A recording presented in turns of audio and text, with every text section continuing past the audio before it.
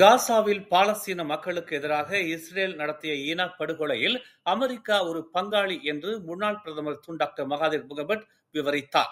காசாவிற்கு பொருட்களை அனுப்பும் முயற்சிகளை இஸ்ரேல் மீண்டும் முறியடித்துள்ளதாகவும் 2010 நிகழ்வுகள் மீண்டும் மீண்டும் நிகழ்கின்றன என்றும் அவர் கூறினார். காசாவில் நடந்த இனப்படுகொலையை எதுவும் தடுக்க முடியாது என்றும் அரசாங்கம் தோல்வியடைந்துள்ளதாகவும் அவர் கூறினார். சட்ட செயல்முறை தோல்வி அடைந்துள்ளது. இப்போது மக்களின் நடவடிக்கைகளும் தோல்வி அடைந்துள்ளன என்று அவர் தெரிவித்தார். இந்த தோல்விகள் அனைத்திற்கும் முக்கிய காரணம் வெகுஜன கொலைகள், குண்டுவெடிப்புகள், மருத்துவமனைகளை அழித்தல் மற்றும் பத்திரிகையாளர்களை கொல்வது உட்பட இஸ்ரேல் செய்த ஒவ்வொரு குற்றத்திற்கும் அமெரிக்கா முழு ஆதரவை வழங்கி உள்ளதே ஆகும் என்று மகாதீர் சுட்டிக்காட்டினார். காசாவில் நடந்த இந்த இனப்படுகொலை போரில் அமெரிக்கா ஒரு பங்காளியாக இருந்தது. அதில் இருந்து அது தப்பிக்க முடியாது என்று மகாதீர் தெரிவித்தார். ஐக்கிய நாடுகள் சபையின் பெரும்பான்மையான உறுப்பினர்களால் ஆதரிக்கப்பட்ட போர் நிறுத்த தீர்மானத்தை நிராகரிக்க அமெரிக்கா தனது வீட்டோ அதிகாரத்தை பயன்படுத்தியது என்று மகாதீர் தெரிவித்தார். பயன்படுத்தப்பட்ட நிதி மற்றும் ஆயுதங்களும் அமெரிக்காவிலிருந்து வந்தன என்று அவர் கூறினார். காசாவில் ஆண்கள், பெண்கள், குழந்தைகள் மற்றும் மருத்துவமனை நோயாளிகளுக்கு எதிராக இனப்படுகொலை செய்ததற்காக அமெரிக்கா ஒரு குற்றவாளி என்று அவர் தெரிவித்தார். இப்போதிலிருந்து எதிர்காலத்திலும் தார்மீக ரீதியாக தாங்கள்தான் பெரிய அண்ணன் என்ற உரிமையை அமெரிக்கா இழந்துவிட்டது என்று மகாதீர் தெரிவித்தார். மாணவர்களிடையே வாசிப்பு பழக்கத்தை ஊக்குவிக்கும் புதிய முயற்சியை தமது தரப்பில் மேற்கொண்டுள்ளதாக தேசிய ஒற்றுமைத்துறை துணை அமைச்சர் செனட்டர் சரஸ்வதி கந்தசாமி தெரிவித்தார். மலேசியாவில் பதிப்பிக்கப்படுகின்ற புத்தகங்கள் இதுவரை பதிப்பிக்கப்பட்டிருக்கக்கூடிய புத்தகங்களை முதல் கட்டமாக 700 புத்தகங்களை இலக்கவியல் வடிவில் தாங்கள் உருவாக்க இருப்பதாகவும் அதற்கு அடுத்து அந்த எண்ணிக்கை படிப்படியாக அதிகரிக்கும் என்றும் அவர் கூறினார். எனவே புத்தகங்களை தேடிச் சென்று வாங்கி படிக்க வாய்ப்பு கிடைக்காதவர்கள் இன்றைய தொழில்நுட்ப வளர்ச்சியின் அடிப்படையில் இலக்கவியல் புத்தகங்கள் வாயிலாக மாணவர்கள் தங்கள் வாசிப்பை அதிகரித்துக் கொள்ளலாம் என்று அவர் கூறினார். ஸ்லாங்கூர் பெட்டாலிங் ஜெயா தோட்ட மாளிகையில் மலேசிய தமிழ் இயல் எழுத்தாளர் மன்ற ஏற்பாட்டில் கவி முன்றில் எனும் தலைப்பில் இளம் எழுத்தாளர்கள் 8 பேரின் இந்த கவிதை நூல்கள் வெளியீட்டு விழா நடைபெற்றது. கடந்த 5 ஆண்டுகளாக கவிதை பயிலரங்குகள், கலந்துரையாடல்களின் மூலம் தங்களது இலக்கிய திறனை வளர்த்து கொண்ட புதிய கவி படைப்பாளர்கள் 8 பேரை அறிமுகப்படுத்தும் நோக்கில் மலேசிய தமிழ் இயல் எழுத்தாளர் மன்றம் இந்த விழாவை ஏற்று நடத்தியிருந்தது.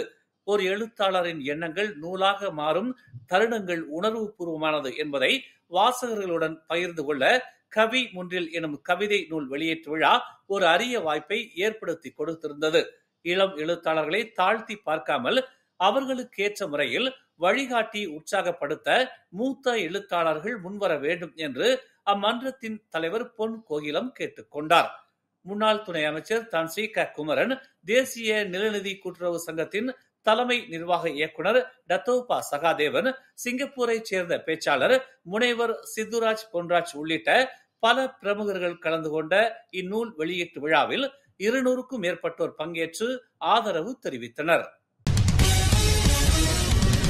போலி காப்பீடு மற்றும் காவல்துறை அதிகாரிகள் சம்பந்தப்பட்ட தொலைபேசி மோசடியில் சிக்கி ஓய்வு பெற்ற ஆசிரியர் ஒருவர் 2,300,000 ரிங்கிட்டை இழந்துள்ளார். 62 வயதான முன்னாள் கமாஸ் ஆசிரியருக்கு மே 25ஆம் தேதி காப்பீட்டு நிறுவன பிரதிநிதியாக நடித்து மோசடி செய்பவரிடமிருந்து அழைப்பு வந்தது. மோசடி செய்பவர் அந்த பெண் மீது மோசடி காப்பீட்டு கோரிக்கையை விடுத்ததாக பொய்யாக குற்றம் சாட்டினார். பின்னர் அவரது அழைப்பு புக்கிட் அமானைச் சேர்ந்த காவல்துறை அதிகாரி என்று கூறிக்கொண்ட மற்றொரு நபருக்கு மாற்றப்பட்டது. சம்பந்தப்பட்ட போலி அதிகாரி பாதிக்கப்பட்டவரிடம் ஜாமீன் வழங்கி விசாரணைக்காக பேங்க் நகாராவில் உரிய பணத்தை ஒப்படைப்பதன் மூலம் கைது செய்வதிலிருந்து தவிர்க்கலாம் என்று தெரிவித்துள்ளார். இதனை அடுத்து அழுத்தம் மற்றும் அச்சுறுத்தலுக்கு ஆளான சம்பந்தப்பட்ட பெண் தனது தாபோங் ஹாஜி கணக்கிலிருந்து தனிப்பட்ட வங்கி கணக்கிற்கு பணத்தை மாற்றியுள்ளார். பின்னர் மோசடி செய்பவர்களிடம் தனது ரகசிய வங்கி விவரங்களை வெளிப்படுத்தும்படி கட்டாயப்படுத்தப்பட்டதை அடுத்து 4 வெவ்வேறு கணக்குகளுக்கு மொத்தம் 26,700 ரிங்கிட் மதிப்புள்ள பல வங்கி பரிமாற்றங்களை செய்துள்ளார். பின்னர் தனது கணக்கிலிருந்து கூடுதலாக 1,73,000 ரிங்கிட் சட்டவிரோதமாக எடுக்கப்பட்டது கண்டுபிடிக்கப்பட்ட போதுதான் தாம் மோசடி செய்யப்பட்டதை அவர் உணர்ந்துள்ளார். ஜூன் 6ஆம் தேதி முதல் ஜூன் 19ஆம் தேதி வரை அவரது கணக்கில் இருந்து 6 அறியப்படாத கணக்குகளுக்கு 18 அங்கீகரிக்கப்படாத பரிவர்த்தனைகள் நடந்திருப்பது போலீஸ் விசாரணையில் தெரிய வந்துள்ளது. இந்நிலையில் மோசடி குற்றத்திற்காக தண்டனை சட்டத்தின் பிரிவு 420 கீழ் இந்த வழக்கு விசாரிக்கப்படுவதை கொலத்திரங்கானு காவல்துறை தலைவர் ஏசிபி அஸ்லி முகமது நூர் உறுதிப்படுத்தினார்.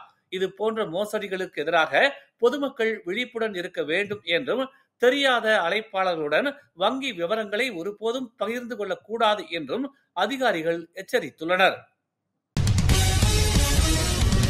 மலேசியாவின் சர்வதேச இஸ்லாமிய பல்கலைக்கழகம் இன்று பாகிஸ்தான் பிரதமர் முகமது ஷெஹ்பாஸ் ஷெரீப்பிற்கு கௌரவ தத்துவ டாக்டர் பட்டம் வழங்கியது.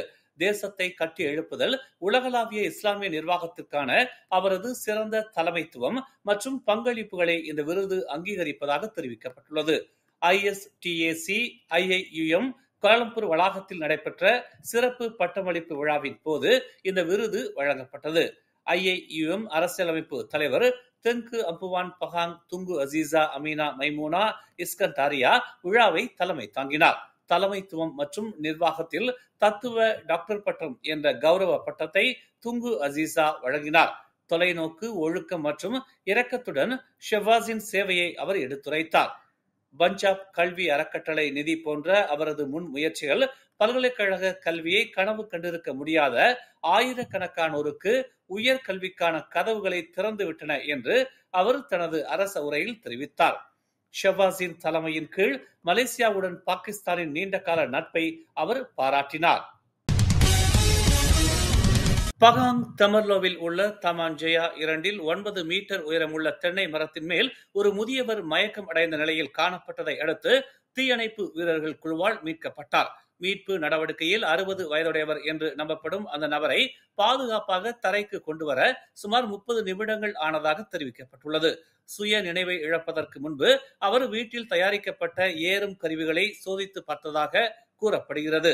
இது தொடர்பாக நேற்று காலை 11 மணி அளவில் அவசர அழைப்பு வந்ததாக பகாங் தீயணைப்பு மற்றும் மீட்புத்துறை மண்டலம் 2 தலைவர் முகமது சோப்ரி முகமது சாலே தெரிவித்தார்.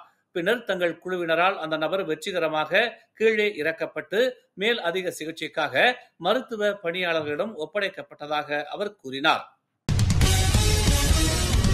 மேலும் செய்திகளை தெரிந்து கொள்ள தமிழ் மலர் நாளிதழை பாருங்கள்.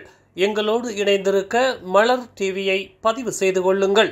உறவுகள் மகிழ்ந்திட விருப்பம் மற்றும் பகிர்வு சேவையை சொடுக்கிடுங்கள்.